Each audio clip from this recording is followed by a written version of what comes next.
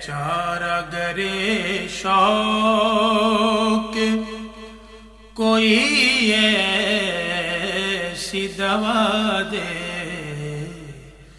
جو دل سے ہر ایک غیر کی چاہت کو بھلا دے. بس دیکھ لیا. نحمده ونصلي ونسلم على سيدنا ومولانا محمد رسوله النبي الأمين المكين الحنين الكريم الرؤوف الرحيم. أما بعد، فأعوذ بالله من الشيطان الرجيم. بسم الله الرحمن الرحيم. ألا إن أولياء الله لا خوف عليهم ولا هم يحزنون. صدق الله مولانا العظيم. محترم مشائخ اعظام، صلحائے کرام، صاحبزادگان اور سجادگان عالی مرتبت، خدام اسلام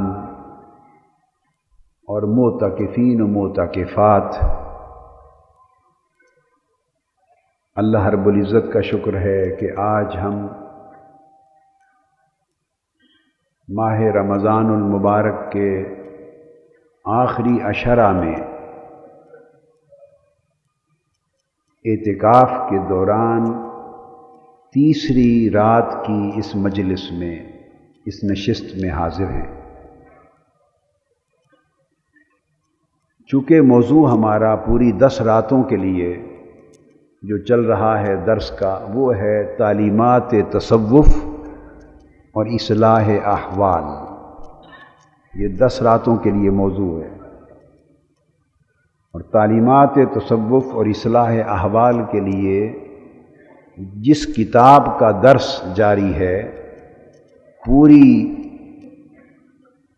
عشرہ رمضان کے اس دوران اعتکاف کی 10 راتوں میں، وہ امام ابو عبد الرحمن السلمی کی طبقات الصوفیہ ہے. طبقات سلمی کا درس چل رہا ہے. اب تک میں نے 2 ابواب پر گفتگو کی. حضرت فضیل ابن ایاز اور حضرت ذوالنون مصری رضی اللہ تعالی عنہما، ان دونوں کے ارشادات و فرمودات میں سے جو کچھ ضروری چیزیں، چنیدہ باتیں، منتخب باتیں جو رہ گئیں، آج کی گفتگو میں چاہتا ہوں کہ وہ مکمل کر لوں. اب میں تکمیل کر رہا ہوں فضیل ابن ایاز اور حضرت ذوالنون مصری رضی اللہ تعالی عنہما دونوں کے ابواب کی. ایک علمی سی بات میرے ذہن میں آ گئی، اس کو باقاعدہ موضوع کی طرف آنے سے پہلے واضح کر دوں. آپ لوگ دیکھتے ہوں گے، سنتے ہوں گے ہمیشہ کہ اولیاء اللہ کا جب میں نام لیتا ہوں تو رضی اللہ تعالی عنہ کہتا ہوں. بعض لوگ کم علمی کے باعث اور بے خبری کے باعث یا کج فہمی کے باعث اس مسئلے پر مغالطے میں مبتلا رہتے ہیں. یہ اسباب ہر ایک کے الگ الگ ہوتے ہیں، اور عام طور پہ لوگوں کو یہ خیال ان کے ذہنوں میں ڈال دیا گیا ہے کہ رضی اللہ تعالی عنہ صرف صحابہ کرام کے لیے کہنا جائز ہے، اور اولیاء و صالحین کے لیے رحمت اللہ تعالی علیہ کہا جاتا ہے، رضی اللہ تعالی عنہ نہیں کہا جاتا. میں نے چاہا کہ یہ نکتہ 2 منٹ میں اس کے دلائل میں نہیں جا رہا، بس قول اپنا کہہ دینا چاہتا ہوں، وثوق کے ساتھ تحقیق بتا دینا چاہتا ہوں، دلائل میں نہیں جانا چاہتا.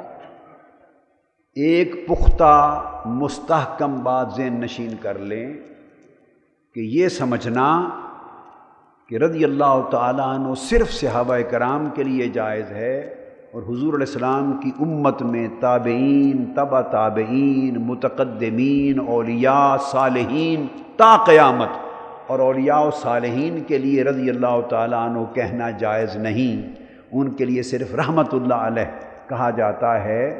اس قول اور خیال کی ائمہ دین میں اور اکابر علماء اسلاف سے آج تک کہیں کوئی سند نہیں ہے۔ یہ محض ایک وہم ہے، کم علمی کی بنا پر، کم مطالعہ کی بنا پر، بے خبری کی بنا پر جو لوگوں کو ذہنوں میں ڈال دیا گیا ہے۔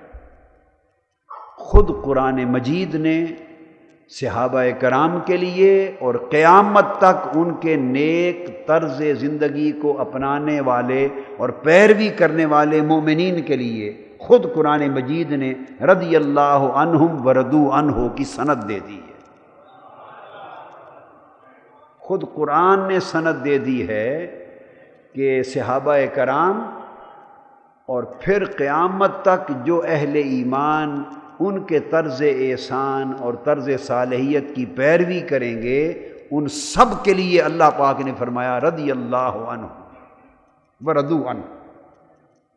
تو جب قرآن نے قیامت تک کے اہل ایمان کے لیے، صالحین کے لیے، اولیاء کے لیے اور صحابہ کرام کے اسوہ کی پیروی کرنے والے مومنین کے لیے رضی اللہ عنہم کا کلمہ ارشاد فرما کر سند قائم کر دی، تو اس کے بعد کسی دلیل کی مسلمان کے لیے حاجت نہیں رہتی۔ اور پھر 13 صدیوں میں، 14 صدیوں میں اہل علم کا یہ وتیرہ رہا۔ آپ تفسیر کی کتابیں پڑھیں، احادیث کی پڑھیں، ان کی شروع پڑھیں، کل ائمہ تفسیر، ائمہ حدیث، ائمہ فقہ، ائمہ تصوف اور ائمہ علم کی 1000 کتابیں بھی اٹھا کے دیکھ لیں، وہ اولیاء اور صالحین کے لیے بالاجماع رضی اللہ تعالیٰ عنہ کے الفاظ ہمیشہ استعمال کرتے ہیں۔ یہ کبھی بھی اہل علم کے ہاں ممنوع نہیں رہا، یہ ان کا وتیرہ، ان کا شعار، اور اہل علم کی جمیع کتب میں آپ کو لکھا ملے گا۔ بس اس پر میں نے چاہا کہ ایک مختصر سی بات آپ کے ذہن نشین کر دوں۔ اس کا معنی ہے کہ اللہ ان سے راضی ہو، اللہ ان سے راضی ہوا یا اللہ ان سے راضی ہو، بس یہ اس کا معنی ہے۔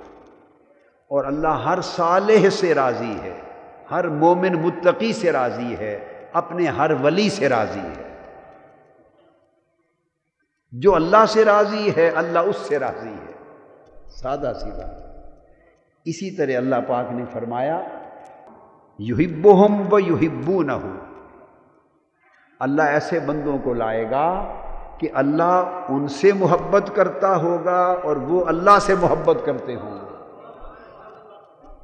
یعنی یہ دونوں چیزیں ریسیپروکل ہیں، اللہ ان سے محبت کرتا ہے اور وہ بندے اللہ سے محبت کرتے ہیں۔ اسی طرح فرمایا رضی اللہ عنہم ورضوا عنہ، اللہ والے اہل اللہ، اللہ ان سے راضی ہے اور وہ اللہ سے راضی ہیں۔ اور جس کو نفس مطمئنہ مل جاتا ہے، جس کو نفس مطمئنہ مل جاتا ہے، اور اہل معرفت کے ہاں جس کا نفس مطمئنہ ہو جائے وہ صاحب ولایت ہو جاتا ہے۔ مرتبہ ولایت نفس مطمئنہ سے شروع ہو جاتی ہے۔ نفس لوامہ اور نفس ملہمہ والے صالحین ہوتے ہیں، اور جب نفس مطمئنہ کے مقام پر فائز ہو جائے تو یہاں سے رتبات ولایت شروع ہو جاتے ہیں۔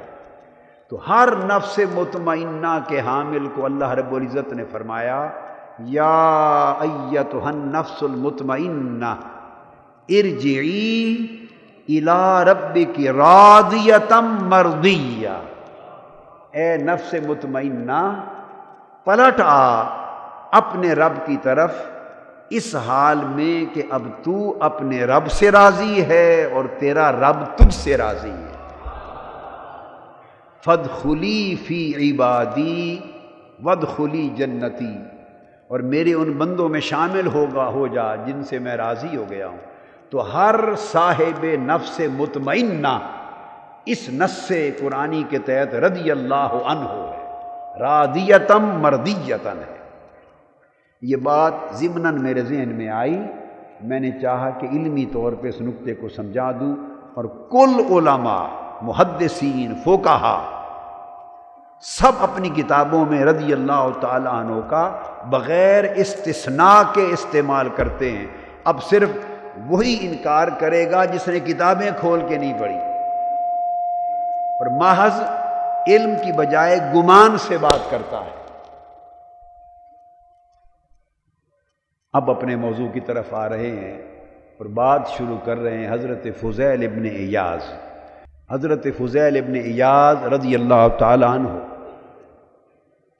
چونکہ میں نے پوری 10 راتوں میں، آپ کو معلوم ہے، اپنے بیان کا موضوع ان کی کرامات کو نہیں بنایا، ان کے حالات زندگی کو نہیں بنایا، ان کی تعلیمات کو بنایا۔ کرامات آپ عمر بھر سنتے ہیں، کرامتیں حق ہیں، کرامتیں حق ہیں، اور ولی کی کرامت در حقیقت اپنے نبی کا معجزہ ہوتا ہے۔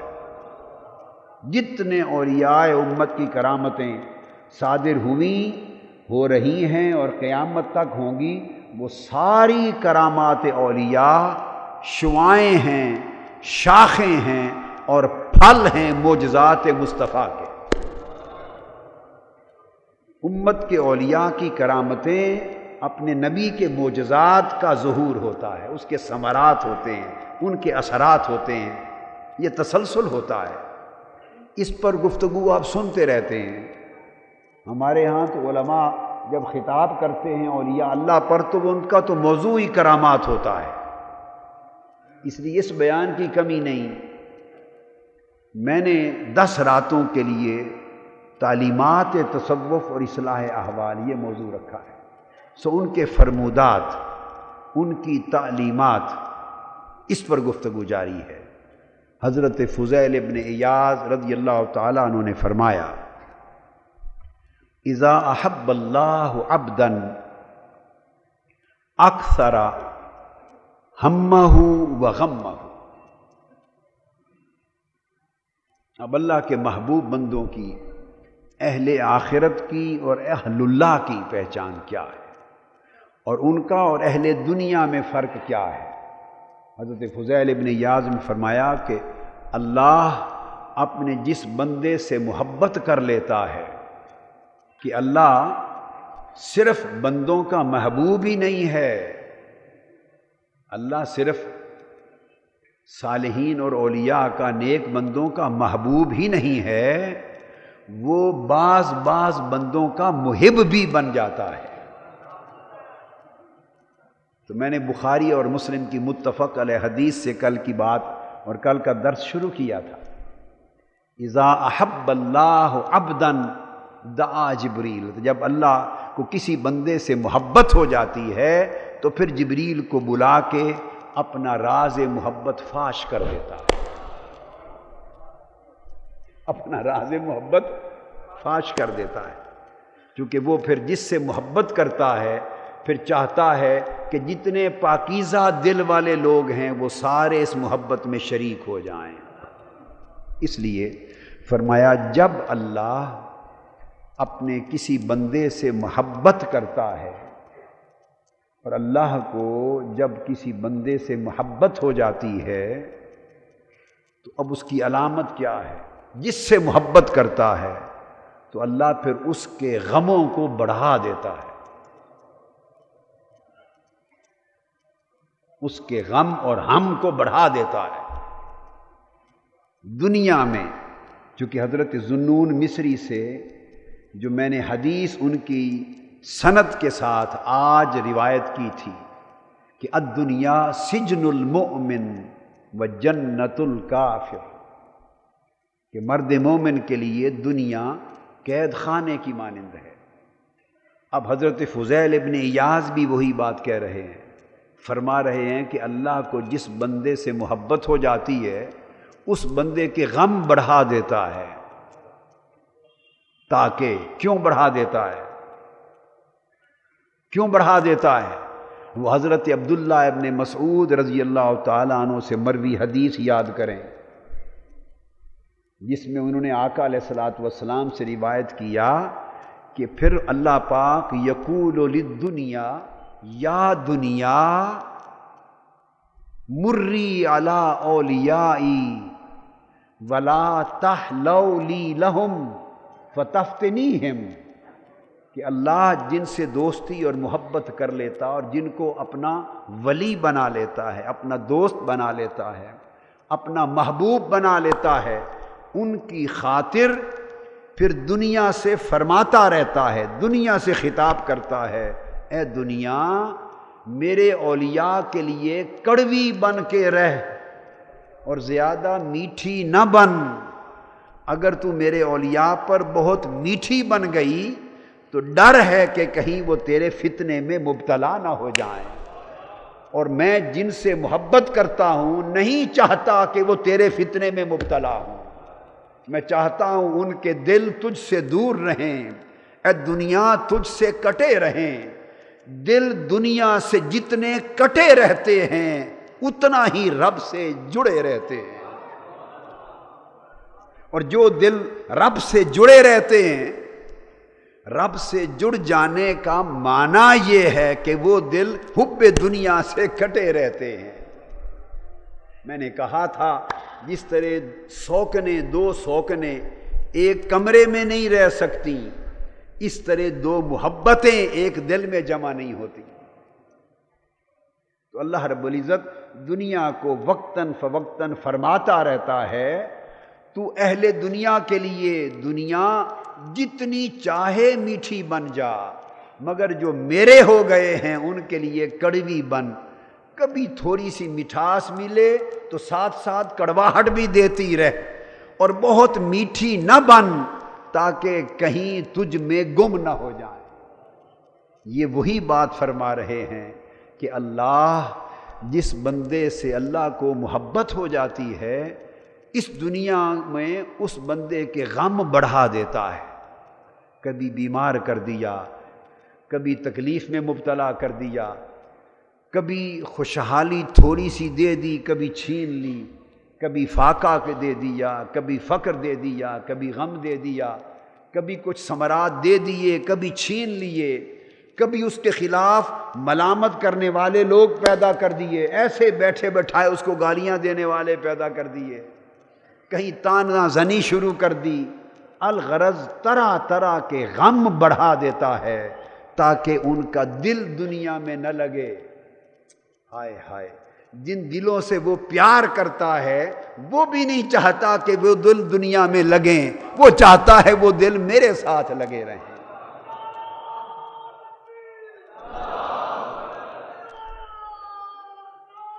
حتی لا یجد عشاء ولا غداء، حتی لا یجد عشاء ولا غداء، اتنے غموں میں مبتلا رکھتا ہے کہ کبھی کبھی ایسی بھی نوبت آ جاتی ہے کہ کبھی رات کا کھانا نہیں ملتا، کبھی رات کا ملتا ہے تو دن کا نہیں ملتا۔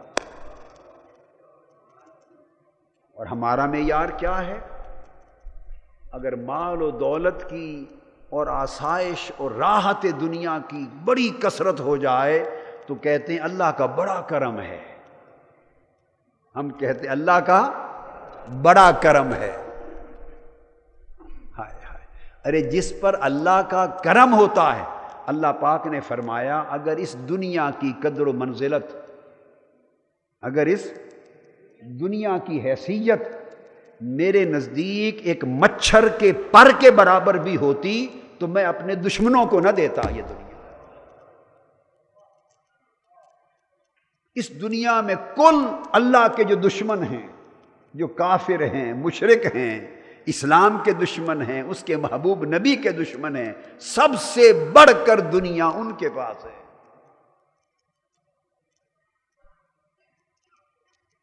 پیمانے بدل گئے، فرمایا اگر اس دنیا کی عزت اور دنیا کی قدر میرے نزدیک مچھر کے پر جیسی بھی ہوتی تو بھلا میں اپنے دشمنوں کو اس سے نوازتا؟ میں جو اپنے دشمنوں کو بے حساب دیتا ہوں، اس کا مطلب ہے اس دنیا کی کوئی حیثیت میرے نزدیک نہیں ہے، اس لیے ہر کوئی اس سے ہاتھ دھوتا پھرتا ہے۔ اصل قدر و منزلت والی زندگی آخرت کی زندگی ہے۔ اور فرمایا وَإِذَا أَبْغَضَهُ، حضرت فضیل ابن ایاز نے فرمایا وَإِذَا أَبْغَضَهُ وَسَّعَ دُنْيَاهُ وَفَرَّحَهُ بِمَا آتَاهُ وَشَغَلَهُ بِهَا عَنْهُ، اور جس سے اللہ ناراض ہو جاتا ہے، جس سے اپنا منہ پھیر لیتا ہے، اس کے اوپر دنیا کو بڑا وسیع کر دیتا ہے، دنیا کی فرحتیں بے حساب اس کے لیے کر دیتا ہے، تاکہ وہ ان میں اور مشغول ہو جائے اور مشغول ہو جائے اور رب سے اور دور ہو جائے۔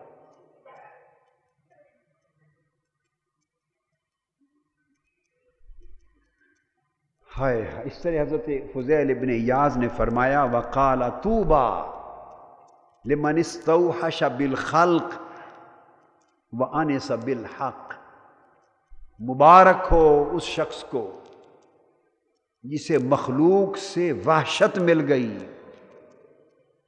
اور اپنے مولا سے اس کے دل میں انس آ گیا۔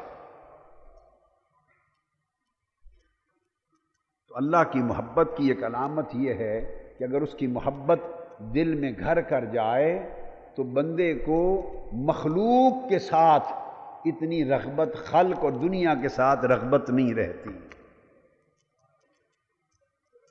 پھر حضرت فضیل ابن ایاز نے فرمایا ایک بڑی لطیف بات کہی، معرفت کی بات کہی، فرمایا من عرف اللہ من طریق المحبت بغیر خوف ہلاک،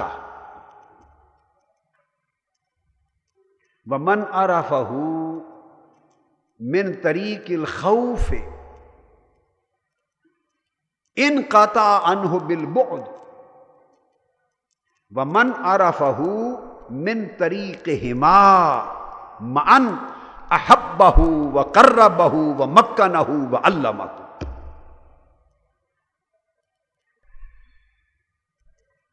آپ نے فرمایا یہ بات بڑی توجہ طلب ہے، اور یہ وہ بات ہے جس پر مسلک بن گئے ہیں، فرقے بن گئے ہیں، عقیدے کی جہتیں وجود میں آ گئی ہیں، اس لیے کہ حق اہل اللہ کے پاس تھا۔ سن لو، میں ایک بات آپ کو بتا دوں، پر میں اپنی پوری زندگی کے مطالعے کا، پوری زندگی کے تجربے کا، جو زندگی میں پڑھا، جو بیتا، جو سمجھا، جو برتا، اس کا نچوڑ بتا رہا، اس کا نچوڑ بتا رہا ہوں۔ عقیدہ کیا؟ عقیدہ اور معرفت حق صرف اور صرف اور صرف وہی ہے جو اولیاء و صوفیاء سے ملی، بس۔ باقی ہر طرف یا افراط ہے یا تفریط ہے، باقی ہر طرف یا افراط ہے یا تفریط ہے۔ جو کچھ اللہ والوں نے بتایا وہ دیکھیے، جو داتا گنج بخش کہلاتے ہیں، حضرت علی حجویری، وہ حضرت خواجہ اجمیر، وہ حضرت بابا فرید الدین گنج شکر، وہ حضرت مجدد الف ثانی، وہ حضرت شاہ نقشبند، وہ شیخ سہرورد شہاب الدین سہروردی، وہ سرکار غوث العظم شہنشاہ بغداد، وہ جنید بغدادی، وہ سری سقطی، وہ فضیل ابن ایاز، وہ ذوالنون مصری، وہ معروف کرخی، وہ جو اہل اللہ، وہ با یزید بستامی، وہ حضرت ابو الحسن خرقانی، یہ جو اہل اللہ ہو گزرے اور ہوں گے، عقیدہ وہی حق ہے، معرفت انہی کے پاس ہے،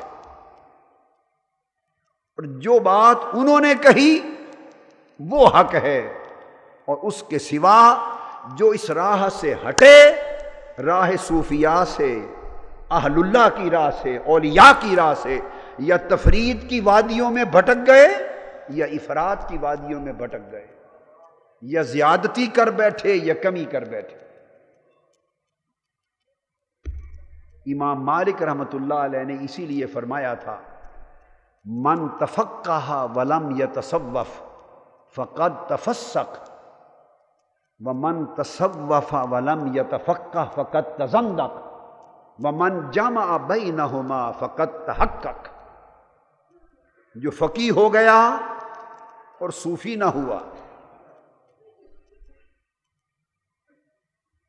یعنی جس نے تفقہ علم شریعت، ظاہری علم شریعت کو حاصل کیا اور علم باطن اور تصوف کو چھوڑ دیا، فاسق و فاجر ہو گیا، بھٹک گیا، اور جس نے تصوف کا علم، باطن کا علم پایا اور علوم شریعت نہ پائے، احکام شریعت کے علم کو چھوڑ دیا، وہ ملحد و زندیق ہو گیا، گمراہ ہو گیا، اور حق صرف اسی کو ملا جس نے دونوں کو جمع کیا، اور دونوں کو جمع کرنے والے اولیاء تھے۔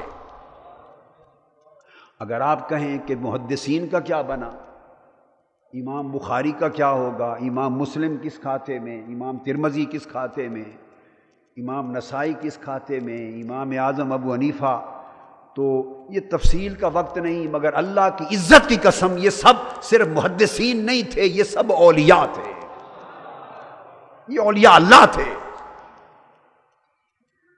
ارے یہ فقیہوں کا کام ہے۔ میں نے کل رات بتایا تھا کہ امام اعظم ابو حنیفہ نے 7000 ختم قرآن مجید کے کیے رضی اللہ تعالیٰ عنہ۔ یہ فقہاء اور علماء کرتے ہیں، یہ اولیاء کرتے، سارا دن علم دین پڑھاتے۔ امام اعظم سیدنا ابو حنیفہ رضی اللہ تعالیٰ عنہ نہ صرف میرے امام، آپ کے امام، سب اماموں کے امام، امام اعظم سارا دن حضور کے علم کی خیرات تقسیم کرتے اور رات کو مسجد کے محراب میں کھڑے ہو جاتے، مصلی پر اپنی داڑھی پکڑ لیتے،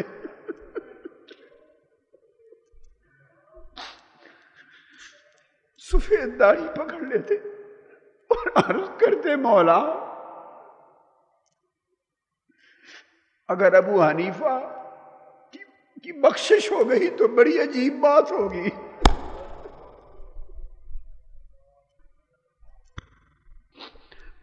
ابو حنیفہ قیامت کے دن بخشا گیا تو بڑی عجیب بات ہوگی، حیرت کی بات ہوگی۔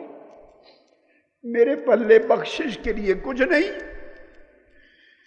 میری داڑھی میں جو سفید بال ہیں ان کا خیال کر کے معاف کر دینا۔ اب مجھے بتائیے یہ علماء کی بولی ہے؟ بس سادہ سا ایک سوال ہے، ارے یہ علماء کی بولی ہے؟ علماء یہ زبان بولتے نہیں، یہ اولیاء کی بولی۔ یہ کس کی بولی ہے؟ اولیاء کی بولی۔ آپ سمجھیں امام مالک بھئی یہ حدیث کے اور فقہ کے امام تھے، کسی نے ان کے حالات کو پڑھا ہی نہیں ہے؟ ہر رات کیا امام ذہبی کو پڑھیے سیر و اعلام نبلاء میں، امام ابن جوزی کو پڑھیے، اسماء و رجال کی کتب پڑھیے۔ امام مالک وہ امام جو ساری زندگی 4 قدم پر مدینہ سے مکہ معظمہ ہے، سارا جہان ہر سال حج اور عمرے کے لیے جاتا ہے، مگر فرض حج ادا کیا، فرض حج ادا کیا، 90 برس عمر پائی، اور ساری زندگی کعبۃ اللہ دیکھنے نہیں گئے، عمرہ کرنے نہیں گئے، نفلی حج کرنے نہیں گئے کہ کہیں مدینہ سے باہر نکلوں خدا جانے کہیں موت نہ آ جائے۔ علماء یوں سوچتے ہیں؟ بتائیے، یہ عاشقوں کی سوچ ہے، یہ اولیاء کی سوچ ہے۔ اور جو اس خیال سے کہ کہیں مدینہ سے باہر موت نہ آ جائے، جو ساری زندگی نفلی حج اور عمرہ کرنے نہیں جاتے، تو پھر صلہ کیا ملتا ہے؟ امام ذہبی اور امام ابن جوزی کو پڑھیے، پوری زندگی ہر رات خواب میں تاجدار کائنات کی زیارت ہوتی تھی، ہر رات حضور ملتے تھے، یہ ہر رات حضور علماء کو ملنے کی فکر کرتے ہیں؟ یہ کچہری والوں کی باتیں ہیں۔ یہ جن کو جتنے امام ہیں، جن کو امام سمجھا جاتا ہے حدیث میں، تفسیر میں، علم میں، جو امام بنے وہ فقط علماء ظاہر نہ تھے، لوگ ان کو علم ظاہر کے تبحر کے حوالے سے جانتے ہیں، مگر ان کی زندگی کے شب و روز کھنگال کے دیکھیں، خدا کی قسم ان میں ہر شخص ولی تھا۔ امام جلال الدین سیوطی، لوگ ان کو محدث اور مفسر جانتے ہیں، انہوں نے 72 مرتبہ اپنی زندگی میں بیداری میں آقا کی زیارت کی صلی اللہ علیہ وسلم، اور جس حدیث کی صحت اور سند پہ شک ہوتا براہ راست آقا علیہ السلام سے سوال کر لیتے تھے۔ اس کو علم کہتے ہیں؟ یہ علماء کے طریقے ہیں؟ علماء تو کتابوں والے لوگ ہوتے ہیں، لہذا جو امام ہوئے وہ سب اولیاء تھے۔ اب چونکہ میرا یہ موضوع نہیں کہ میں ایک ایک کے حال گن کے آپ کو بتاؤں، یہ سب صاحبان کرامات تھے، سب صاحبان کرامت تھے، صاحبان استقامت تھے۔ امام بخاری ساری زندگی اپنے قمیض کی جیب میں حضور کا منہ مبارک رکھتے تھے۔ علماء کے یہ وتیرے ہیں۔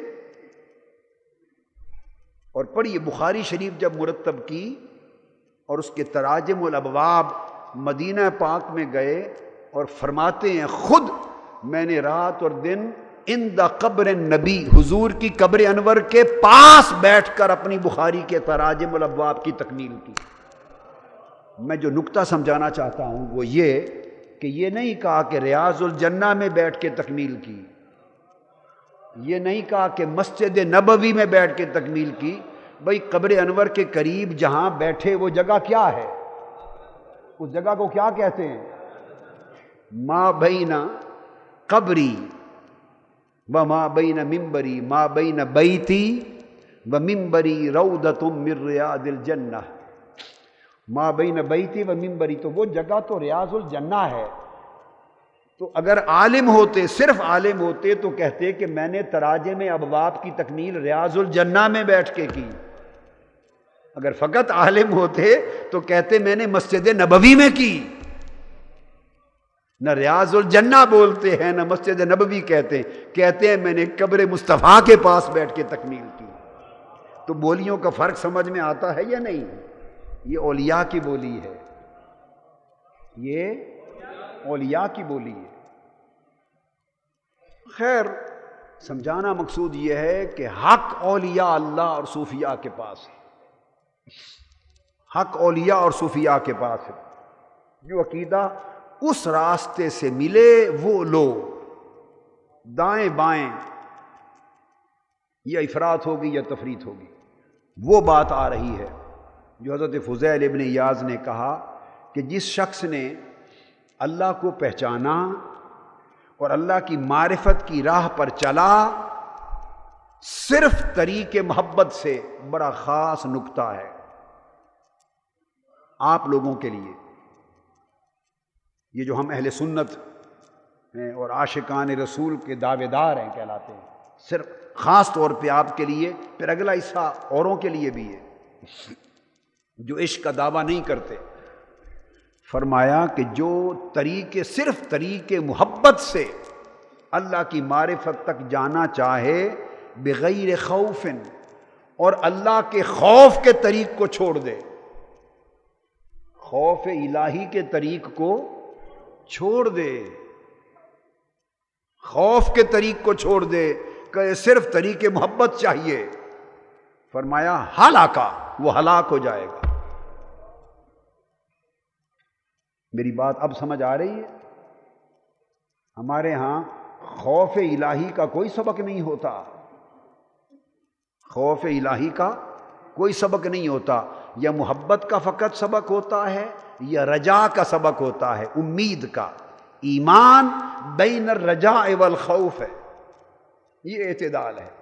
ایمان نام ہے کہ ایک ہاتھ میں اللہ کے خوف کا دامن پکڑا ہو، ایک ہاتھ میں امید کا دامن پکڑا ہو۔ سیدنا صدیق اکبر رضی اللہ تعالیٰ عنہ، یہ بھی سب اولیاء، صحابہ تو تھے ہی، اور صحابہ تو ائمہ اولیاء ہوتے ہیں، یعنی کل امت کے اولیاء مل کر بھی آقا علیہ السلام کے ایک صحابی کے درجے کے برابر نہیں ہو سکتے، وہ ایک الگ بات ہے۔ مگر بتانا چاہتا ہوں کہ وہ تمام صحابہ جو حضور کے بہت قریب تھے، جن کے مرتبے بلند تھے، وہ صاحبان ولایت تھے۔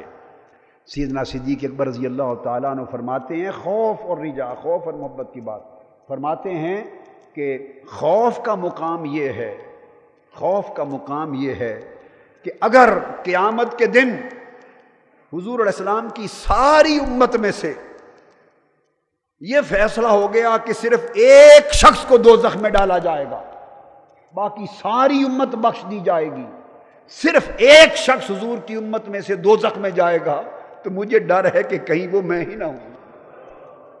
سیدنا صدیق اکبر رضی اللہ تعالیٰ عنہ، یہ مقام خوف تھا۔ اور ساتھ مقام رجا کیا تھا؟ فرماتے اگر یہ خبر ملے کہ قیامت کے دن حضور کی امت میں سے صرف ایک ہی شخص کو جنت میں بھیجا جائے گا، تو میں امید رکھتا ہوں کہ شاید اللہ مجھ پہ کرم کر دے۔ یہ خوف کا عالم، یہ امید کا عالم۔ امید، محبت سے امید پیدا ہوتی ہے، محبت سے امید پیدا ہوتی ہے، خوف سے خشیت پیدا ہوتی ہے۔ تو فرمایا کہ جو خوف کی راہ کو چھوڑ کر صرف طریق محبت سے جانا چاہے وہ ہلاک ہو گیا، اور دوسری طرف فرمایا کہ جو صرف طریق خوف سے جانا چاہے اور طریق محبت چھوڑ دے۔ اب یہ اور لوگ بھی ہیں جو صرف خوف کی بات کرتے ہیں، محبت کی بات نہیں کرتے۔ تو فرمایا جو طریق محبت چھوڑ دے اور طریق خوف سے فقط جانا چاہے، فرمایا وہ وحشت کی گھاٹی میں گرا کر کاٹ دیا گیا، وادی یہ وحشت میں گرا کے کاٹ دیا گیا۔ تو پھر بچا کون؟ فرمایا وَمَنْ عَرَفَهُ مِنْ طَرِيقِهِمَا مَعًا، جو خوف اور محبت کو اکٹھا رکھ کے اس کی معرفت کی طرف جانا چاہے، اکٹھا رکھ کے جانا چاہے، احبہ، اللہ اس کو محبوب بنا لے گا، وقربہ، اللہ اس کو قریب کر لے گا، ومکنہ، اللہ اس کو ایک مقام پر متمکن کر دے گا، وعلمہ، اور اللہ اس کو پھر علم اور ہدایت اور نور اور معرفت عطا کر دے گا۔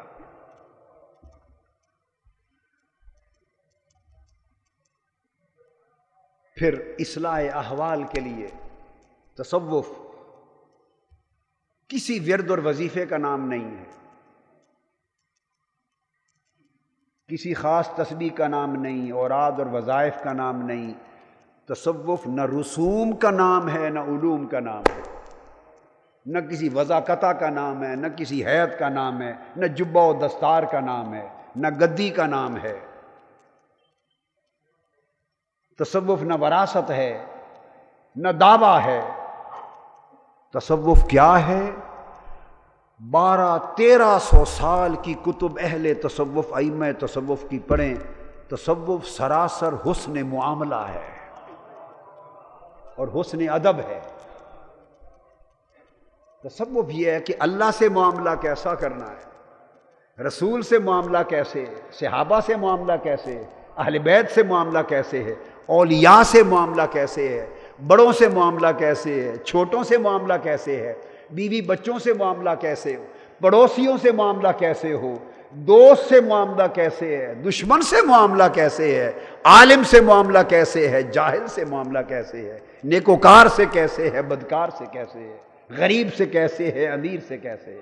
ہر ایک کے ساتھ اپنا معاملہ اچھا رکھنا، یہ تصوف ہے، یہ حسن ادب ہے۔ ہم 2 معاملے درست کرتے ہیں، 8 معاملے خراب رکھتے ہیں. اسی طرح ہے نا، 2 جگہ معاملے اچھے کرتے ہیں، 10 جگہ معاملے خراب کرتے ہیں، اور پھر دعوے دار ہوتے ہیں. حضرت فضیل ابن ایاز نے فرمایا قال اذا اغتابك عدوك فهو انفع لك، یہ اصلاح احوال ہے. فهو انفع لك من الصديق فانه كلما اغتابك اعطاك من حسناته. فرمایا اے بندے، تصوف یہ ہے کہ سمجھ لے کہ جب تیرا کوئی دشمن ہو اور وہ تیری پشت پیچھے تیری غیبت کرے، تجھے برا بھلا کہے، تیری چغلی کرے، تیرے خلاف بری بھلی باتیں کرے، تہمتیں لگائے، تو فرمایا جب تیرے دشمن تیرے خلاف تجھ پر تہمتیں لگائیں، غیبتیں کریں اور چغلی کریں، تو فرمایا تو اس دشمن کو اپنے دوستوں سے بھی نفع مند سمجھ، غنیمت جان، غنیمت جان کہ کوئی تیری غیبتیں کرتا ہے، تیری پشت پیچھے کوئی تجھے برا بھلا کہتا ہے، تجھے گالی گلوچ دیتا ہے، تجھ پر تہمت لگاتا ہے. فرمایا غنیمت جان، اس لیے کہ وہ دوستوں سے بھی تیرے لیے فائدہ مند ہے، کہ دوست تو تیری تعریف کریں گے اور تعریف کرنے سے نفس بگڑ جائے گا، دشمن تجھے گالی دے گا اور ہر ایک گالی پر وہ اپنی نیکیاں تیرے کھاتے میں ڈالتا جائے گا. جتنی گالیاں دے گا اس کی ایک ایک گالی پر اس کی نیکیاں حسنات تیرے نامہ اعمال میں منتقل ہوتی چلی جائیں گی. تو دوست نے تو تیری تعریف کی، تو اس کی تعریف کرنے سے تو تجھے ایک نیکی بھی نہیں ملے گی. دوست تعریف کرتے ہیں نا، عقیدت مند تعریف کرتے ہیں، مداح لوگ تعریف کرتے ہیں، واہ واہ واہ جی کیا شان ہے، کیا شان ہے، اٹھا اٹھا کے کیا آسمانوں پر لے جاتے ہیں، نعرے لگاتے ہیں، ہاتھ چومتے ہیں، تعریف کرتے ہیں. تو تعریف کرنے سے کوئی نیکی ملتی؟ نیکیاں ملتی؟ کچھ بھی نہیں ملتا. الٹا نقصان کا ڈر ہے. اگر نفس پر تمکن نہ ہو اور نفس مطمئنہ راضیہ مردیہ نہ ہو اور بین بین جھول میں ہو، جھول کھاتا ہو، نفس کمزور حالت میں ہو باطن، تو جتنی تعریف ہوگی تو نفس پھول سکتا ہے، نفس بگڑ سکتا ہے. وہ نفس یہ سمجھ سکتا ہے کہ یہ جو تعریف ہو رہی ہے حق ہے، شاید میں ہوں ہی اسی کے قابل. بس یہ خیال آیا، پھسل گیا کہ میں حقدار ہوں تعریف کا. بس نفس کے یہ خیال آیا، بربادی ہو گئی. تو تعریف تو خطرناک ہے، مدح یہ تو خطرناک ہے. حضرت بایزید بستامی رضی اللہ تعالی عنہ گزرتے، ان کا گھر جس راہ میں آتا تھا اس راہ میں بادشاہ کی مجلس بھی آتی تھی. جو ہی گزرتے بادشاہ ان کے ادب میں احترام میں کھڑا ہو جاتا، تو سب وزراء بھی کھڑے ہو جاتے. گرم ہو ڈال کے لے آؤ. وزراء بھی کھڑے ہو جاتے، آپ کے مرید ساتھ ہوتے، سلام کرتا وہ ادب و احترام سے، آپ سلام کا جواب دیتے چلے جاتے. ایک دن ایسے ہوا کہ بادشاہ کھڑا ہو گیا، وزراء کھڑے ہو گئے، پورا دربار کھڑا ہو گیا. تو آپ نے اس بادشاہ کی طرف منہ کر کے تھوک دیا، اس کی طرف منہ کر کے تھوک دیا. مریدوں کو بات سمجھ نہیں آئی، پریشان ہوئے. آگے پہنچے تو جا کے پوچھا، حضرت آج جو عمل آپ کا دیکھا، آپ کے اخلاق حسنہ ہیں، مکارم اخلاق. صوفیاء کی علامت یہ ہے، اگر حضور کی امت میں آقا علیہ السلام کے اخلاق حسنہ کا نمونہ دیکھنا ہو تو وہ صوفی ہوتا ہے، وہ اولیاء اور صوفیاء ہیں. آقا علیہ السلام کے اخلاق حسنہ کی سب سے بڑی خیرات حضور کی امت کے اہل تصوف کو، صوفیاء اور اولیاء کو ملی. یہی ولایت ہے، یہی تصوف ہے. تو آپ کے تو اخلاق حسنہ ہیں. وہ عزت و تکریم میں کھڑے ہوتے تھے، آپ سلام کا جواب دیتے تھے. آج ان کی طرف منہ کر کے آپ نے تھوک دیا. جب آپ نے تھوکا تو بادشاہ بڑبڑانے لگا، برا بھلا کہنے لگا. یہ کیا ہے؟ یہ کوئی اخلاق ہے؟ یہ کوئی شرافت ہے؟ یہ انسانیت ہے؟ ایسی باتیں کرنے لگا، خود بھی بیٹھ گیا، سارے وزراء بھی بیٹھ گئے اور ان کے ماتھوں پہ بال آ گئے اور آپس میں آہستہ آہستہ برا بھلا کہنے لگے کہ یہ عجیب قسم کا آدمی۔ انہوں نے کہا اتنی عزت و تکریم کرتے تھے حضرت، تو آپ کے اس عمل سے وہ سارے ہی برا بھلا کہنے لگ گئے آپ مسکرا پڑے، فرمانے لگے یہی میں چاہتا تھا۔ تو میں گزرتا تھا، وہ میرے لیے کھڑے ہوتے تھے، میں نفس کو جھانکتا تھا تو میرے نفس پہ ان کے کھڑے ہونے کا کوئی اثر نہیں ہوتا تھا۔ میں گزر رہا ہوں، بادشاہ وقت اور وزراء کھڑے ہو گئے ہیں ادب میں، تو میں دیکھتا تھا کہ کہیں نفس پھولا تو نہیں ہے، کہ میرا اتنا رتبہ ہے کہ شاہان وقت بھی کھڑے ہوتے ہیں۔ تو میں دیکھتا تھا کہ نفس بے نیاز رہتا تھا، اسے پرواہ نہیں ہوتی تھی کوئی کھڑا ہو یا بیٹھا رہے، الحمدللہ کر کے گزر جاتا تھا۔ آج میں نے دیکھا کہ جب وہ پورا دربار کھڑا ہوا تو میرے نفس میں تھوڑی ہلچل ہوئی، تھوڑا سا نفس ہلا اور اس کے اندر یہ خیال آیا کہ بایزید تیرا اللہ نے تجھ پر اتنا کرم کیا ہے کہ شاہان وقت بھی تیرے احترام میں کھڑے ہوتے ہیں۔ بس جو ہی نفس میں یہ خیال آیا، میں نے چاہا کہ اس کا علاج یہی کر دوں کہ کہیں بڑھ نہ جائے، تو میں نے اس لیے تھوکا، مجھے پتا تھا کہ تھوکوں گا تو وہ مجھے گالیاں دیں گے اور بیٹھ جائیں گے۔ جب انہوں نے برا بھلا کہا بیٹھ گئے، میں نے نفس کو کہا کہ اب سن لیا، یہ ہے تیرا مقام۔ وہ گالیاں دے رہے ہیں، یہ ہے تیرا مقام۔ تو مجھے تو نہ بادشاہ کے کھڑے ہونے سے غرض تھی نہ بیٹھنے سے، میں تو اپنے نفس کے حال کو درست رکھنا چاہتا تھا۔ یہ نفس بڑا شیطان ہے،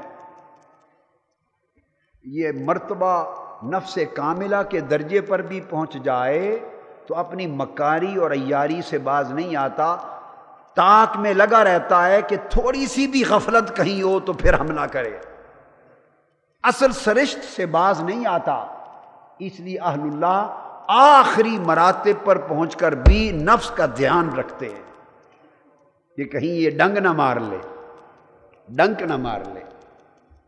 تو اس لیے فرمایا کہ جو شخص خوف اور محبت، ہمارے یہاں تصور کیا ہے، بس جی بیڑا ہی پار ہے، حضور کے غلام ہیں، میلاد شریف کرتے ہیں، 11ویں شریف کرتے ہیں، فلاں بزرگوں سے نسبت ہے، فلاں کے مرید ہیں، تو باقی نماز روزہ تو خیر ہے، کبھی وقت مل گیا پڑھ لی، نہ پڑھ لی، بیڑا ہی پار ہے۔ ہم نے تو ساری زندگی میں کسی ایسے ولی کو نہیں دیکھا جس نے ایسے ہی بیڑا پار کی تعلیم دی ہو۔ میری بات سمجھ گیا نا؟ یہ مال کمانے والے لوگ ایسے بیڑے پار کراتے ہیں کہ بس آپ ایک بار ہمارے ہاتھ میں ہاتھ دے دیں، انشاءاللہ بیڑا ہی پار ہے۔ ایک بار ہمارے ہاتھ میں ہاتھ دے دیں، ہماری جیب بھر دیں اور بس آ گیا کریں، سال کے سال ہاتھ چوم لیے اور عرس میں آ گیا، نظر نیاز دے دی، ہم نے یہ تصوف بنا لیا ہے۔ یہ حضرت میاں شیر محمد شرک پوری رحمۃ اللہ علیہ کا نہیں تھا، یہ اولیاء تھے جن کی زندگی کا کوئی لمحہ سنت مصطفیٰ کے خلاف نہ تھا، جن کی زندگی ہم و غم میں تھی۔ اپنی صاحبزادی بیاہدی حضرت میاں شیر محمد شرک پوری رحمۃ اللہ تعالی علیہ، سسرال والے اچھے نہ نکلے، بیٹی کے سسرال اچھے نہ نکلے، ہر وقت بیٹی کو، آپ کی صاحبزادی کو تنگ کرتے، پریشان کرتے، ہر وقت پریشانی میں، دکھ میں، تکلیف میں رہتی۔ جمعہ کا جمعے کے دن ملنے تشریف لے جاتے حضرت میاں شیر محمد شرک پوری رضی اللہ تعالی عنہ۔ اور مجھے ایسے ہی تحدیث نعمت کے طور پہ صاحبزادہ صاحب چونکہ آئے ہیں تو بتا رہا ہوں کہ یہ اللہ کا شکر ہے کہ وہ ان اولیاء اللہ میں سے ہیں جن کی خواب میں خوب زیارت کا، جن کا شرف اللہ نے خیرات عطا کی تو ان کی زیارت کا بھی شرف عطا کیا۔ خواب میں ان کی زیارت کا بھی شرف ملا۔ یعنی حضرت میاں شیر محمد شرک پوری رضی اللہ عنہ ہر جمعہ تشریف لے جاتے بیٹی کو پوچھنے، تو روتی، دکھی ہوتی، بہت پریشان ہو کے شکوہ کیا، عرض کیا کہ ابا جان بہت دکھی ہوں، بڑی تکلیف میں ہوں۔ بڑی تکلیف میں ہوں۔ اب وہ اس مرتبہ ولایت پر تھے کہ اگر ہاتھ اٹھا دیں ان لوگوں میں سے تو کبھی رب کریم ان کے اٹھے ہوئے ہاتھ کو رد نہ کرے۔ یعنی وہ اپنی نظر سے ولی بنانے والے تھے، نظر سے ولی بنانے والے تھے، ولی گر تھے، صرف ولی نہیں تھے، کئی اولیاء بنا دیے اپنے فیض سے، فیض تربیت سے۔ اس مرتبے کے لوگ کرما والا والے بنا دیے۔ میری بات سمجھ گیا نا؟ اس مرتبے کے لوگ تھے تو چپ کر گئے، بیٹی کو دکھی دیکھ کر ہاتھ نہیں اٹھائے، بد دعا نہیں کی، کہہ دیا بیٹی اگلے جمعے تک 1 ہفتہ اور انتظار کر، خیر ہو جائے گی۔ واپس آ گئے، اگلے جمعہ کو بیٹی کا وصال ہو گیا، انتقال ہو گیا، بیٹی کا جنازہ گھر آ گیا۔ یعنی نگاہ سے دیکھ رہے تھے کہ بس دکھ کے دن کٹ گئے، اب اس کی وفات کا دن مقرر ہے، چلو 4 دن تکلیف کے تھے کٹ گئے تو جنازہ لے آئے۔ اولیاء صاحبان تصرف ہوتے ہیں مگر نہیں، اکثر ہمہ و غمہ، غم میں گزارتے ہیں زندگی، اپنے لیے تصرف استعمال نہیں کرتے۔ آپ سمجھے؟ حضرت ذوالنون مصری رضی اللہ تعالیٰ عنہ، جو دوسرا جن کی بات حضور داتا گنج بخش علی حجویری رضی اللہ تعالیٰ عنہ نے کشف المحجوب میں جو واقعہ بیان کرنے لگا ہوں، یہ حضرت ذوالنون مصری کا بیان کیا ہے کشف المحجوب میں، مگر حضرت امام ابو عبد الرحمن السلمی نے اپنی کتاب الفتوہ میں یہ واقعہ حضرت معروف کرخی کی طرف منسوب کیا اور ان کا لکھا ہے۔ حضرت معروف کرخی کا ہو اور حضور داتا صاحب کو جو خبر پہنچی وہ حضرت ذوالنون مصری کے حوالے سے۔ فرمایا کہ حضرت ذوالنون مصری سوار تھے، کشتی میں کہیں جا رہے تھے، ساتھ ایک مقام پر پہنچے تو کوئی نوجوانوں کی ایک جماعت آئی، وہ گانے بجانے میں مصروف تھی اور شراب پی رہے تھے اور گا رہے تھے، ناچ کود کر رہے تھے، شراب پی کے غلغپاڑا کر رہے تھے، بےہودگی کر رہے تھے، اور پھر آپ کے سامنے حضرت ذوالنون مصری رضی اللہ تعالیٰ عنہ کے سامنے آپ کے مریدوں سے یہ بات برداشت نہ ہوئی۔ مرید ہوتے برداشت نہ ہوئی کہ ہمارے شیخ کے سلطان الاولیاء امام العارفین ان کے سامنے اتنی بدتمیزی، اتنی بے ادبی، اتنی بد تہذیبی، اتنی بےہودگی۔ دکھی ہوئے، عرض کیا حضرت دعا فرمائیے کہ یہ ہلاک ہو جائیں، تباہ و برباد ہو جائیں، یہ گستاخ، ان کے لیے بد دعا کریں، آپ کے سامنے اتنی گستاخی کر رہے ہیں، ان کو حیا نہیں اللہ کے ولی کا۔ آپ نے فرمایا اچھا میں ہاتھ اٹھاتا ہوں، تم سب میرے ساتھ آمین کہنا۔ یہ جو دوسرا حضرت فضیل ابن ایاز کے ساتھ حضرت ذوالنون مصری کی بات میں نے کہا نا، کچھ بچی باتیں بتا دیں، ہاتھ اٹھا لیے۔ مرید خوش ہوئے کہ آج ان کا بیڑا غرق ابھی ہو جائے گا، ہاتھ اٹھا کے عرض کیا باری تعالیٰ تو نے ان جوانوں کو جس طرح اس دنیا میں خوش و خرم رکھا ہے، ان کو آخرت اور جنت میں بھی ایسا خوش اور حشاش بشاش رکھا۔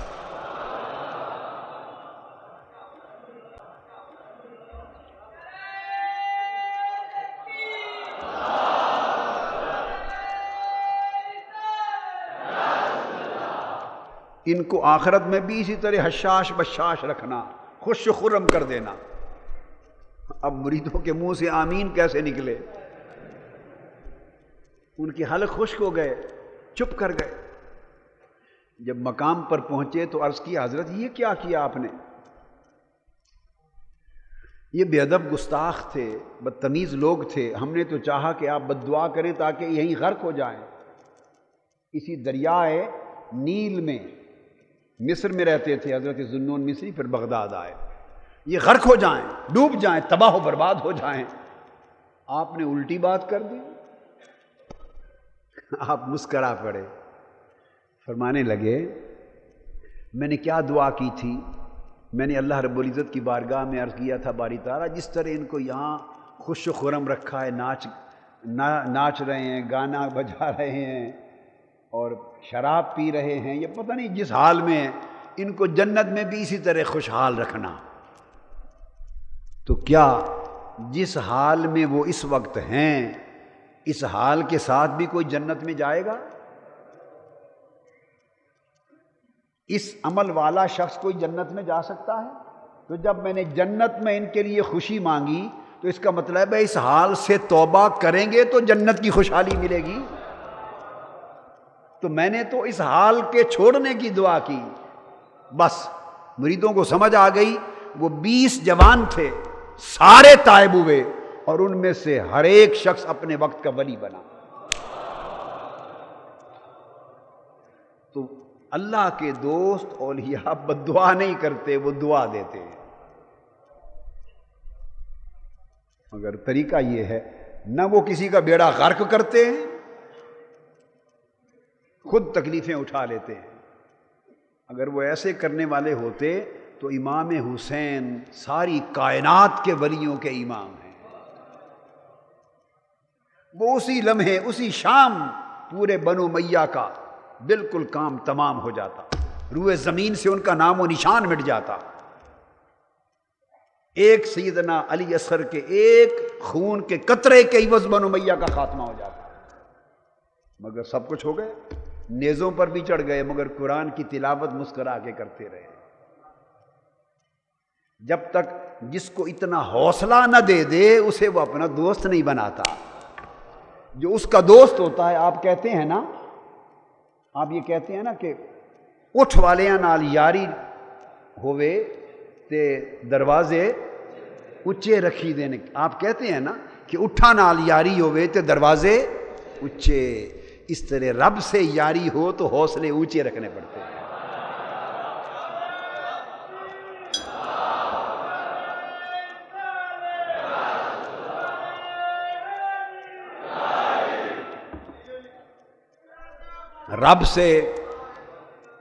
رب سے یاری ہو جائے تو حوصلے اونچے رکھنے پڑتے ہیں۔ کم حوصلہ لوگوں سے رب یاری نہیں کرتا۔ ولایت دے دی، کرامتیں دے دی، اس کے بعد پھر وہ جلال میں پھرتے رہے۔ جس نے غیبت کی اس کو بھسم کر دیا، جس نے گالی دی اس کو اڑا کے رکھ دیا، جس نے برا بھلا کہا اس کا ستیہ ناش کر دیا، تو پھر تو نظام دنیا ہی درم برم ہو جاتا ہے۔ یہ تو کوئی بات نہ ہوئی۔ انبیاء چر گئے سر سے پاؤں تک آرے کے ساتھ۔ ہائے ہائے، آقا علیہ السلام نے فرمایا اللہ کے سب سے زیادہ محبوب لوگ نبی ہوتے ہیں اور سب سے زیادہ بلائیں اور تکلیفیں نبیوں کو آئیں۔ تو فرمایا کہ غنیمت جان کہ جب تمہارے دشمن تمہاری غیبت کریں تو وہ تم پر احسان کر رہے ہیں کہ ہر غیبت اور ہر گالی سے اپنی نیکیاں تمہارے نامہ اعمال کو منتقل کر رہے ہیں، اور بغیر کچھ کیے نامہ اعمال بڑھتا جا رہا ہے۔ پھر حضرت فضیل ابن ایاز نے فرمایا من احب ان یذکر لم یذکر، اولیاء اللہ کا ذکر پوری دنیا میں کیوں ہوتا ہے؟ بڑے لوگ دنیا میں آئے ولیوں کا ذکر مٹانے کے لیے، اور آج بھی کمی نہیں ہے۔ کئی لوگ اسی مشن پہ زندگیاں گزار کے خود ختم ہو گئے کہ اولیاء کا ذکر نہ ہو۔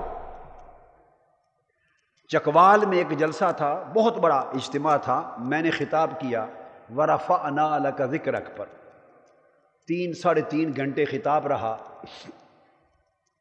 یہ کوئی 15-20 سال پرانی بات ہے، 20 سال۔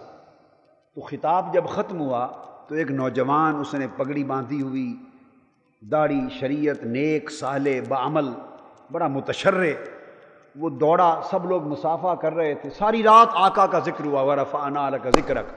وہ آ کے مجھے ملا، اس نے میرے ہاتھ پکڑ لیے اور پکڑ کے کہنے لگا بڑا دکھ ہے آپ پر، بڑا دکھ ہے۔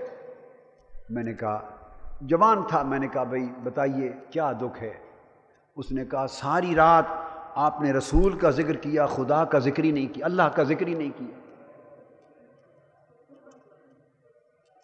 ساری رات میں سنتا رہا، رسول ہی کا ذکر کیا، اللہ کا ذکر ہی نہیں کیا۔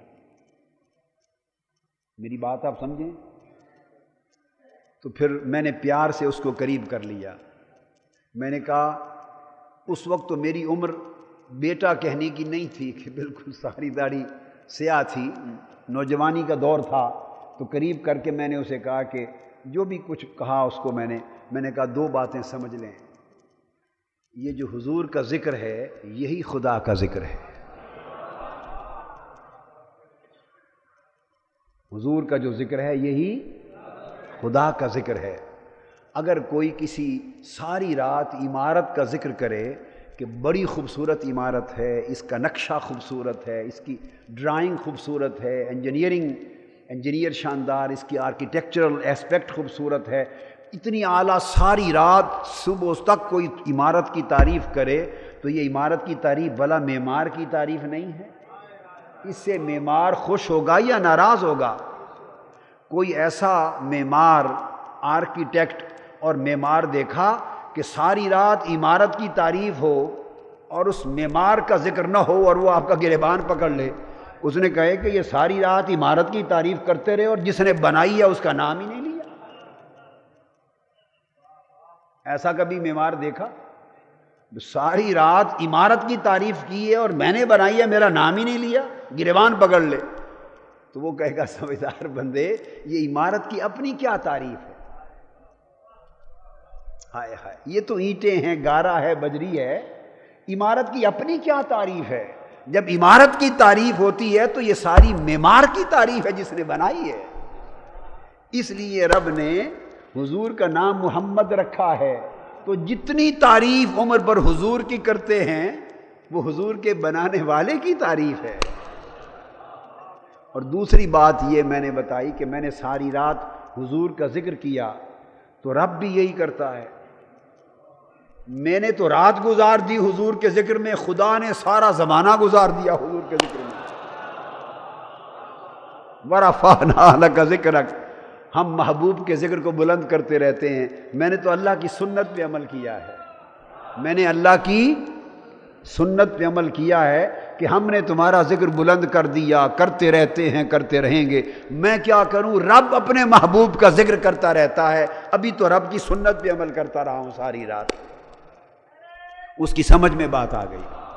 اسی طرح اللہ کے محبوب مقرب بندوں ولیوں کا ذکر بھی اللہ کا ذکر ہے، ولیوں کا ذکر بھی اللہ کا ذکر ہے۔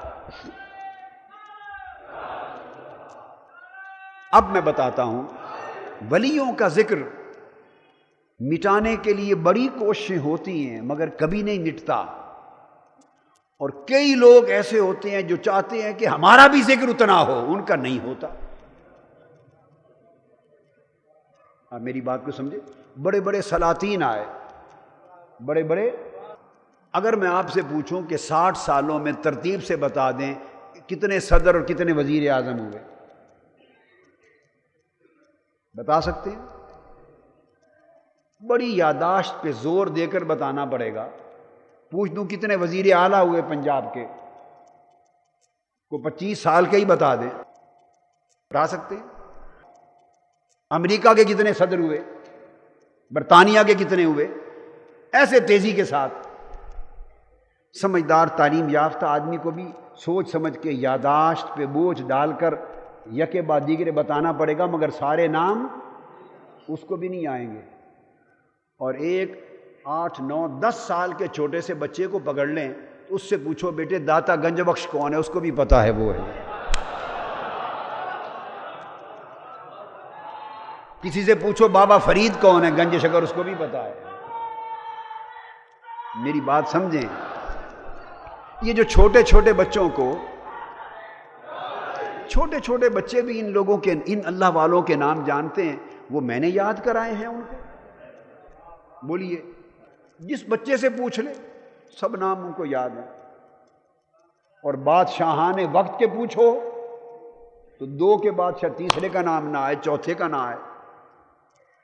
تو جو کرسیوں پر بڑے بڑے لوگ ہوئے جنہوں نے چاہا کہ بس ہم ہی ہم ہیں اور ہم ہی ہم رہیں، ان کا نام ہی یاد نہیں کسی کو، اور وہ لوگ جنہوں نے اپنے آپ کو گم کیا کہ ہمیں کوئی یاد نہ کرے، ہمیں کوئی یاد نہ رکھے، ہمارا کوئی ذکر نہ کرے، جنہوں نے اپنے آپ کو دکھایا وہ بھول گئے، اور جنہوں نے اپنے آپ کو چھپایا وہ ساری دنیا کو یاد رہے۔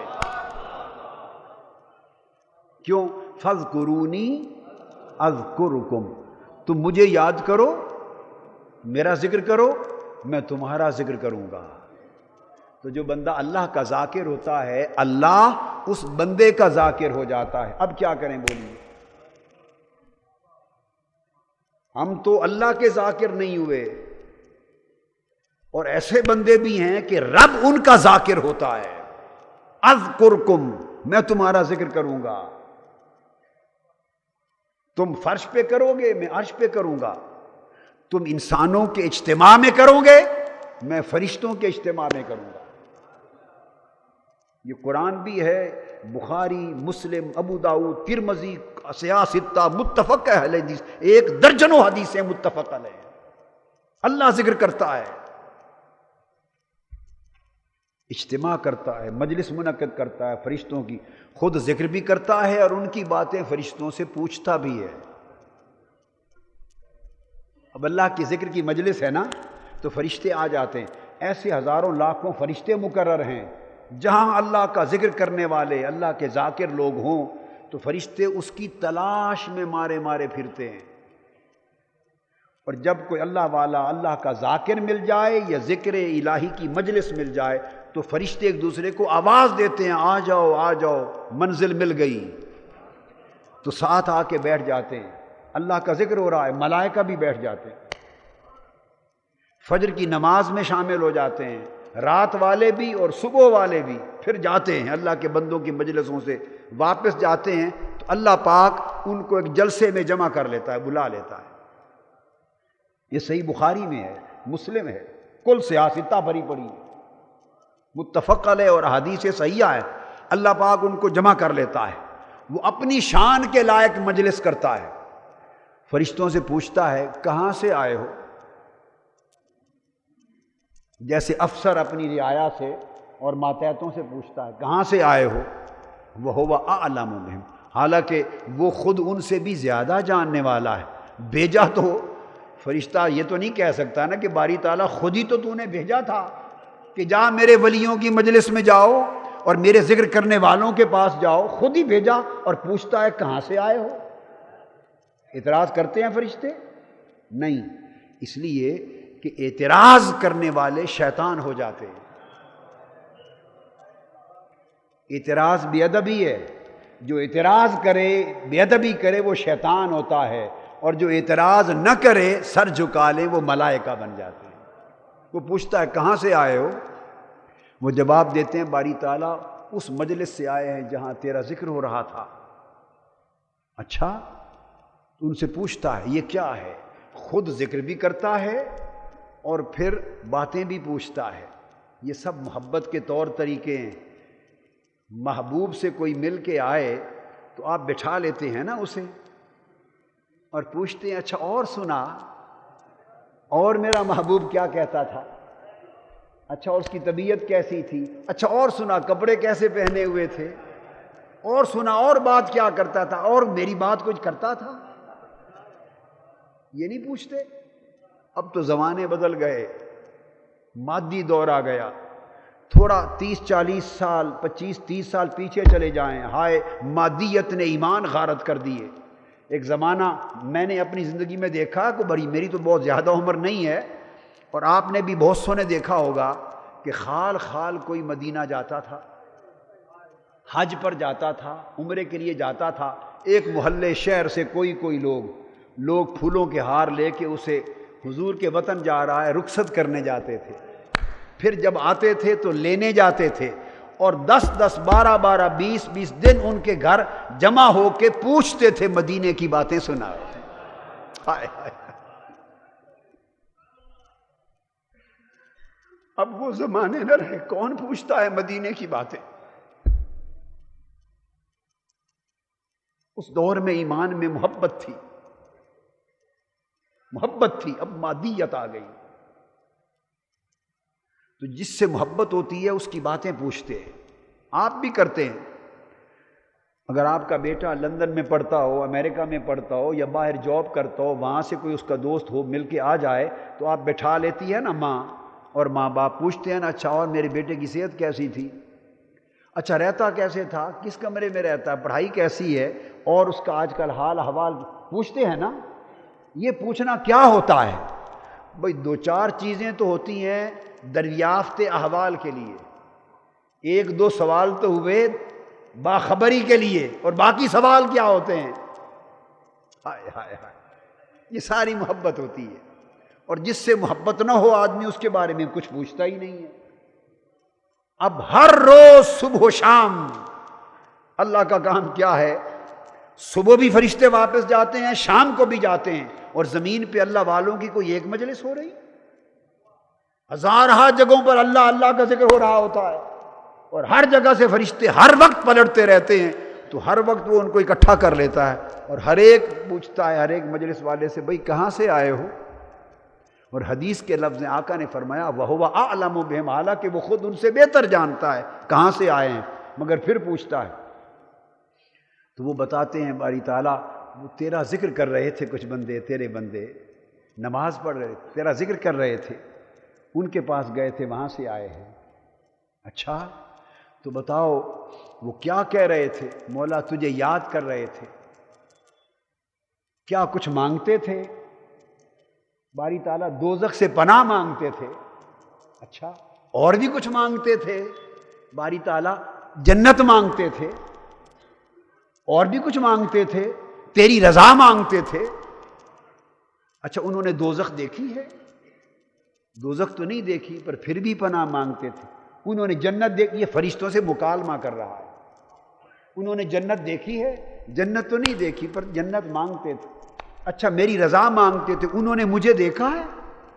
ہائے ہائے، اب یہ سارے سوال کرنے کے ہیں، مجھے معاف کر دیجئے، ہیں یہ کرنے کے سوال؟ یہ کوئی دریافت احوال ہے؟ کیا معلومات اللہ لے رہا ہے؟ بولیے، کیا معلومات لے رہا ہے؟ استغفر اللہ العظیم، نہیں۔ کیا انہوں نے مجھے دیکھا ہے؟ نہیں، باری تعالیٰ دیکھا نہیں۔ تو پھر وہ فرماتا ہے اچھا ان کا یہ حال مجھے دیکھے بغیر تھا، اگر دیکھ لیں تو حال کیا ہوگا؟ اگر دیکھ لیں تو حال کیا ہوگا؟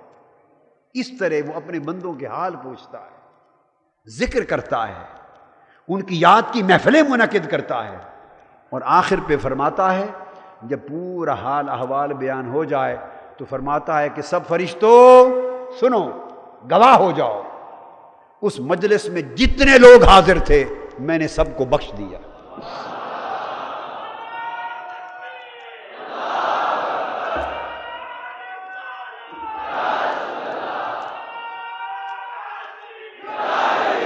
گواہ ہو جاؤ، اس مجلس میں جتنے لوگ تھے میں نے سب کو بخش دیا۔ صحیح بخاری صحیح مسلم کی متفق علیہ حدیث، اور ایک نہیں بے شمار اسانید کے ساتھ روایتیں۔ اس پر ایک فرشتہ کھڑا ہوتا ہے، سوال کرتا ہے۔ سارے فرشتے بھی تو ایک جیسے نہیں ہیں نا، جیسے سارے بندے ایک جیسے نہیں ہیں تو فرشتے بھی ہر قسم کے ہوتے ہیں، اپنی ہر ایک سطح اور ہر ایک مرتبے کے۔ ایک فرشتہ پوچھتا ہے باری تعالیٰ تو نے سب کو بخش دیا؟ سب کو بخش دیا۔ ان میں تو ایک آدمی ایسا بھی تھا کانا عبدن خطاء، ایک آدمی خطا کار گناہگار بھی تھا، اور وہ ذکر کرنے کی نیت سے اس مجلس میں نہیں آیا تھا، وہ تو اپنا کوئی سودا سوتر گھر کا کوئی سامان لینے جا رہا تھا، یا ان میں سے کسی آدمی کے ساتھ کوئی لین دین تھا اس کی تلاش میں نکلا تھا، اپنے کسی کام کے لیے آیا تھا۔ ضبط کرا لیں، ہاتھ پکڑ لیں، اللہم صلی علی سیدنا مولانا محمد، بس ضبط کرا لیں۔ تو فرشتہ پوچھتا ہے باری تعالیٰ وہ تو کسی اپنے کام آیا تھا، اس نے دیکھا کہ وہ بندہ یہاں بیٹھا ہے، ممکن ہے کوئی ادھار لینا ہو یا کوئی اس سے بات ہو کرنی ہو، کوئی غرض ہو، کوئی کام کاج ہو، تو دیکھا اپنے کام کے لیے آیا تھا، وہ بھی ان میں بیٹھ گیا اور تھا گناہگار، تو فرشتہ پوچھتا ہے باری تعالیٰ تو نے اس گناہگار کو بھی بخش دیا جو ذکر کی نیت سے نہیں آیا تھا، اپنے کسی کام کاج کے لیے آیا تھا؟ تو اللہ رب العزت فرماتا ہے مجھے اپنی عزت کی قسم اس کو بھی بخش دیا۔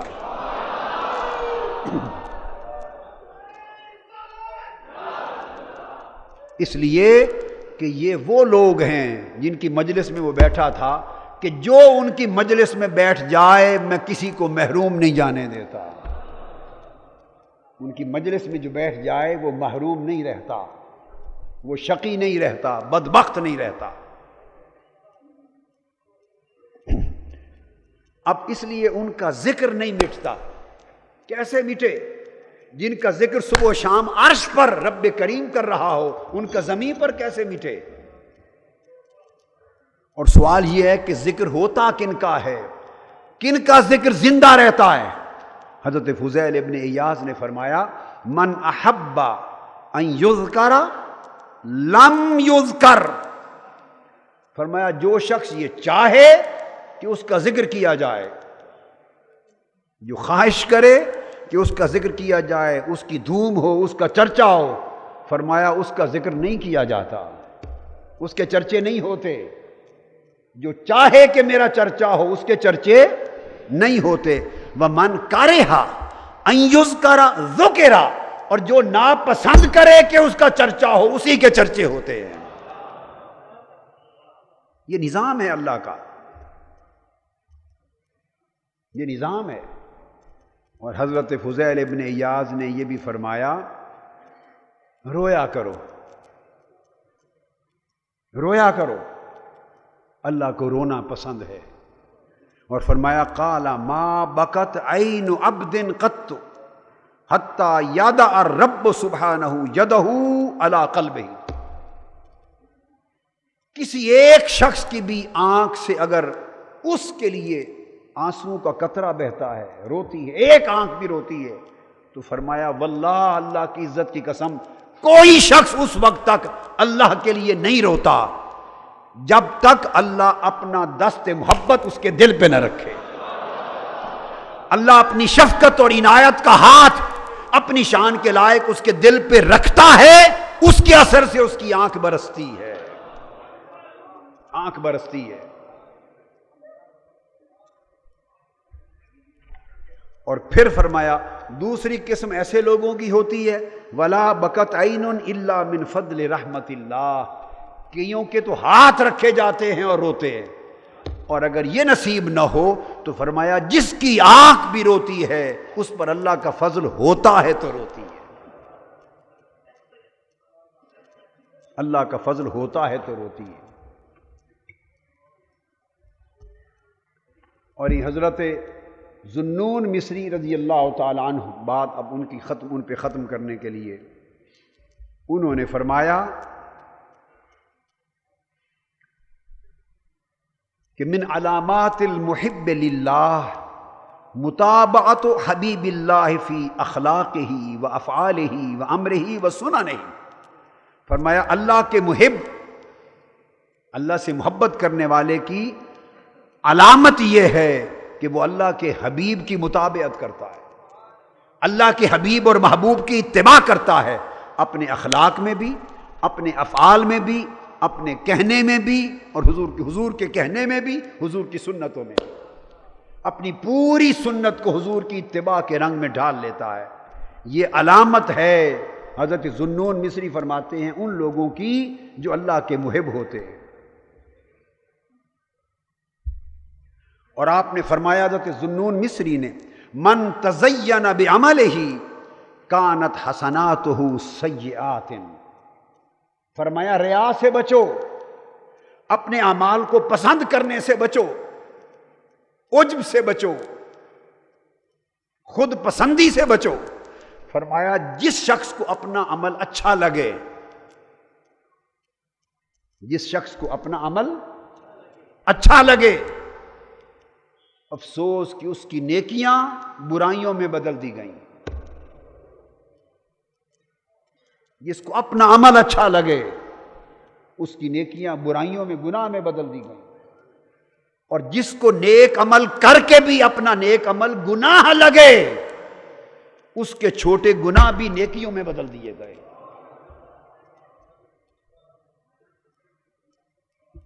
اور ایسے اولیاء ہو گزرے کہ جب نماز رات کی ختم کرتے تو پھر زمین پہ گر کے اللہ کے سامنے دست بستہ رونے لگ جاتے اور فرماتے مولا یہ جو گناہ کیا ہے اس سے معاف کر دو۔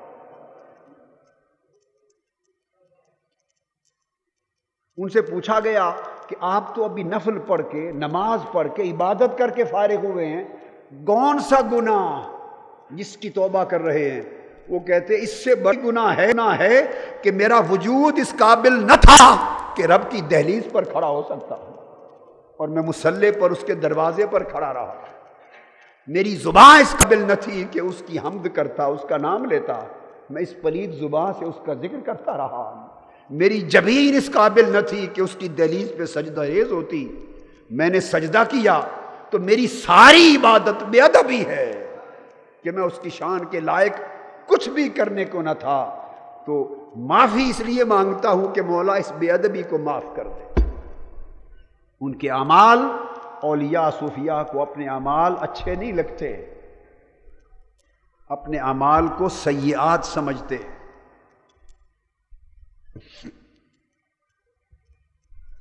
اور آپ کی ارشادات میں سے آخری بات کہہ کے ختم کرتا ہوں تاکہ محفل نعت شروع ہو سکے۔ حضرت ذوالنون مصری رضی اللہ تعالیٰ عنہ نے فرمایا، جس کو امام سلمی نے روایت کیا، فرمایا کان الرجل من اہل العلم۔ اب بات سنیں، یہ ہوئے ہیں اس زمانے میں، انہوں نے حضرت فضیل ابن ایاز سے روایت کیا، امام اعظم ابو حنیفہ کا زمانہ، تبع تابعین کا زمانہ، جو قرون اولا تھے اس زمانے کے لوگ، اور وہ اپنے زمانے کی بات بتا رہے ہیں۔ اور دیکھ لیں کہ ہم کس زمانے میں ہیں، کتنا تغیر آ چکا ہوگا۔ فرماتے ہیں کان الرجل من اہل العلم یزداد بعلمہ بغضا للدنیا وترکا لہا۔ وہ فرماتے کہ ایک زمانہ تھا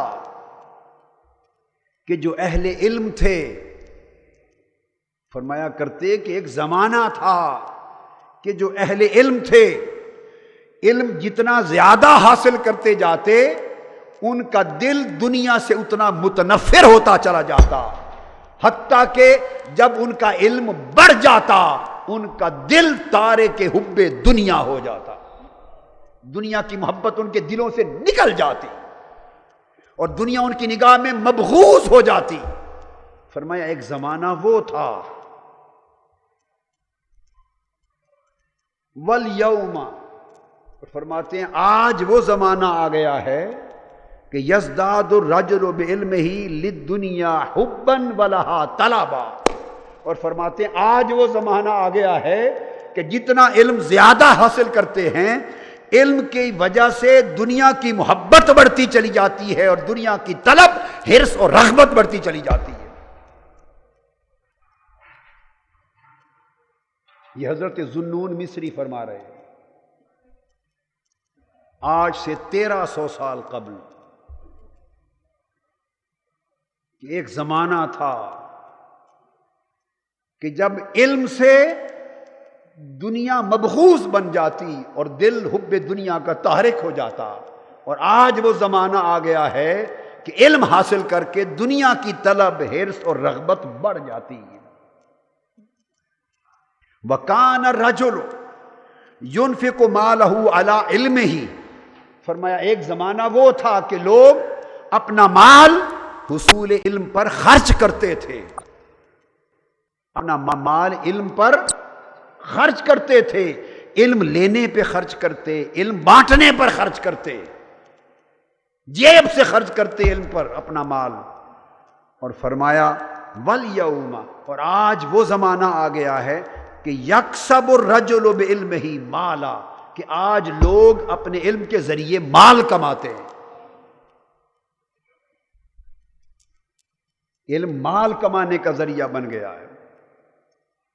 وَكَانَ يُرَى عَلَى صَاحِبِ الْعِلْمِ زِيَادَةٌ فِي بَاطِنِهِ وَظَاهِرِهِ، فرمایا ایک زمانہ وہ تھا کہ صاحبان علم کے ظاہر اور باطن میں برکت ہی برکت نظر آتی تھی، نور ہی نور نظر آتا تھا، حسنات تھی، خیرات تھی، ان کی جبینوں پر سجدوں کا نور تھا، ان کے دلوں میں خشیت الہی تھی، ان کی زندگیوں میں، روحوں میں اللہ کے محبت کا نشہ اور کیف و سرور تھا، اور اللہ کے ساتھ تعلق میں مست تھے، ان کے ظاہر و باطن پہ برکت دکھائی دیتی تھی۔ فرمایا وَالْيَوْمَ، اور آج وہ زمانہ آ گیا، یُرَى عَلَى كَثِيرٍ مِّنْ أَهْلِ الْعِلْمِ فَسَادُ الْبَاطِنِ وَالظَّاهِرِ، کہ آج اکثر اہل علم، سب نہیں، اکثر اہل علم کو دیکھتے ہیں کہ جتنا علم بڑھتا ہے ان کے ظاہر و باطن میں فساد بڑھتا چلا جاتا ہے۔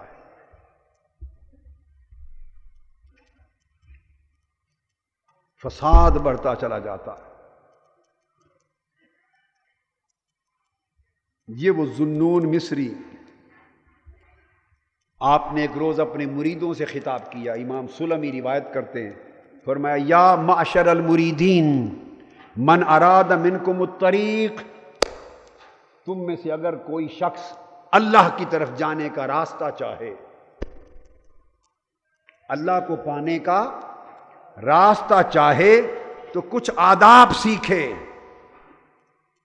کچھ آداب سیکھے، ایٹیکیٹس، مینرز، آداب سیکھے۔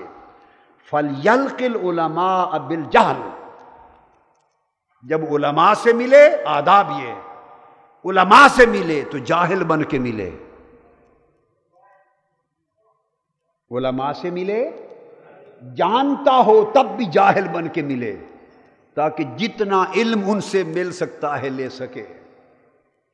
وَالزُّهَادَ بِالرَّغْبَةِ، اور زاہدوں سے ملے، عبادت گزاروں سے ملے تو رغبت اور محبت سے ملے، اللہ والوں سے، عبادت گزاروں سے ملے تو رغبت اور محبت سے ملے، ادب اور احترام سے ملے، محبت اور چاہت سے ملے، ان کو تکنے کی آرزو کرے، ان کے پاس بیٹھنے کی آرزو کرے، رغبت کے ساتھ ملے۔ وَأَهْلَ الْمَعْرِفَةَ بِالصَّمْتِ، اور اگر عارفوں سے ملے، معرفت والوں سے ملے تو گونگا بن کے ملے، وہ جو کہیں ہم اتن گوش ہو کر سنتا رہے، اپنے اندر ڈالتا رہے، بولے نہیں، بولے نہیں، کچھ پوچھے نہیں، گونگا رہے، بس وہ چپ رہیں تو مرضی، بولیں تو مرضی، کچھ کہہ دیں سن لے، نہ کہہ دیں تو دیکھ لے۔ اس وقت کے ائمہ فرماتے ہیں کہ ہم امام احمد بن حنبل رضی اللہ تعالیٰ عنہ کی مجلس میں 5,000 سے زائد علماء، محدثین، فقہاء اور ائمہ، ان کے شاگرد تلامذہ ان کی مجلس میں شامل ہوتے، ایک ایک مجلس میں 5,000 سے زائد علماء مجلس میں ان کے تلامذہ بیٹھتے اور کہتے ہیں کہ خدا کی قسم ہم نے گنا 5,000 میں سے 500 کے قریب جو وہ بیان کرتے وہ علم لکھتے، 500 کے قریب ان کے علم کو لکھتے، اور بقایا ہزارہ لوگ لکھتے نہیں تھے، صرف ان کو تکتے تھے۔ وہ کیوں آتے کیوں تھے؟ کہتے بس ادب سیکھنے کے لیے آتے تھے، ادب سیکھنے کے لیے آتے تھے۔ حضرت عبد الرحمن بیان کرتے ہیں کہ میں نے حضرت امام مالک کی خدمت میں 20 برس گزارے حصول علم کے لیے۔ کتنے؟ 20 برس گزارے، اور 20 برس میں امام مالک نے 18 برس تک مجھے صرف ادب سکھایا، علم نہیں پڑھایا۔ 20 برس میں سے 18 برس صرف ادب سکھایا۔ سال پہ سال گزرتے گئے، 18 سال گزر گئے، پڑھایا نہیں، ادب سکھایا۔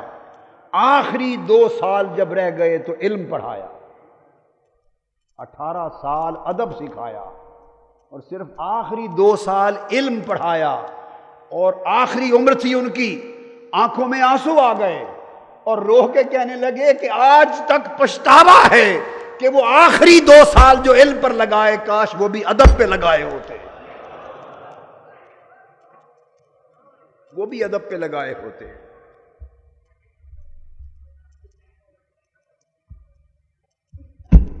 یہ حضرت ذوالنون مصری رضی اللہ تعالی عنہ، ان کا دور تھا، مصر میں لوگ، بغداد میں لوگ ان کو زندیق کہتے، ملحد کہتے، کوئی کافر کہتا، فتوے لگاتے۔ حکام وقت کے پاس ان کو بھیجا، قید کرا دیا، عمر بھر سنگ زنی کرتے رہے اہل وطن۔ یہ الگ بات کہ دفنائیں گے اعزاز کے ساتھ، عمر بھر حضرت ذوالنون مصری کو تکلیف دی، عمر بھر حضرت ذوالنون مصری رضی اللہ تعالیٰ عنہ کو اذیتیں دی، اذیتیں دی، تکلیفیں دی، فتویٰ زنی کی، کافر ملحد زندیق کہا، پہچان نہ سکے کہ یہ شخص کون ہے، کہ یہ شخص کون ہے۔ حضور داتا گنج بخش علی حجویری رضی اللہ تعالیٰ عنہ کشف المحجوب میں روایت کرتے ہیں، بیان کرتے ہیں، فرمایا 2 باتیں، کہ جس وقت ان کا وصال ہوا، جس رات کسی کو خبر نہ تھی کہ آج رات ذوالنون مصری کی وفات ہو گئی، اس ایک رات شہر بغداد کے 70 اولیاء کو تاجدار کائنات کی زیارت ہوئی،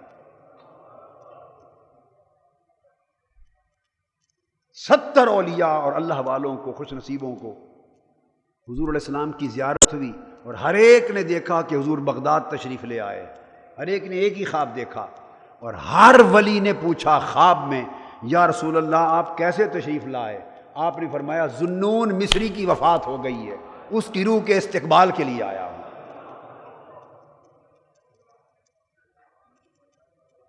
دنیا دھارے مار کے روتی ہوئی صبح اٹھی تو ان کو خبر ہوئی کہ یہ ذوالنون مصری کیا تھا، یہ کون مرد تھا۔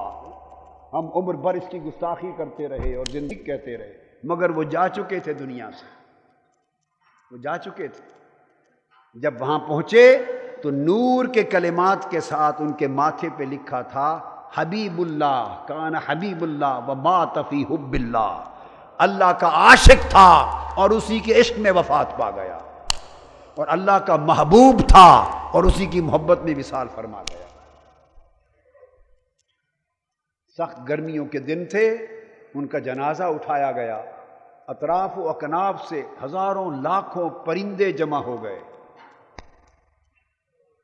اللہ چاہتا تو بادلوں کے ذریعے بھی سایہ کر دیتا، مگر بادلوں سے سایہ کرتا تو کئی نہ ماننے والے کہتے کہ بادل تو آتے ہی رہتے ہیں، مگر اس نے بادلوں سے سایہ نہیں کیا۔ دھوپ کا دن تھا، اطراف و اکناف سے لاکھوں پرندے جمع ہو گئے، پروں سے پر ملا کے سائبان بن گیا، اور نیچے ذوالنون مصری کا جنازہ جاتا تھا، اوپر پرندوں کا سائبان چلتا تھا۔ مگر اب پچھتائے کیا جب چڑیاں چگ گئیں کھیت، لوگ پچھتاتے رہ گئے۔ یہ کچھ باتیں رہ گئی تھی، بے شمار اور بھی ہیں، کوئی ختم تو نہیں ہوتا مضمون، تاہم حضرت فضیل ابن عیاض رضی اللہ تعالیٰ عنہ اور حضرت ذوالنون مصری رضی اللہ تعالیٰ عنہ کا بیان جہاں تک ممکنہ حد تک محدود وقت میں تھوڑا سا جتنا کرنا تھا وہ میں نے آج مکمل کیا۔ وما علینا الا البلاغ۔ اے چارہ گرے شوق کوئی ایسی دوا دے جو دل سے ہر ایک غیر کی چاہت کو بھلا دے۔ بس دیکھ لیا دنیا کے رشتوں کا تماشا،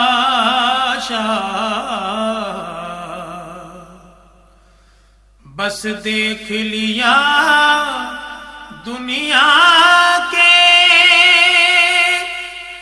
رشتوں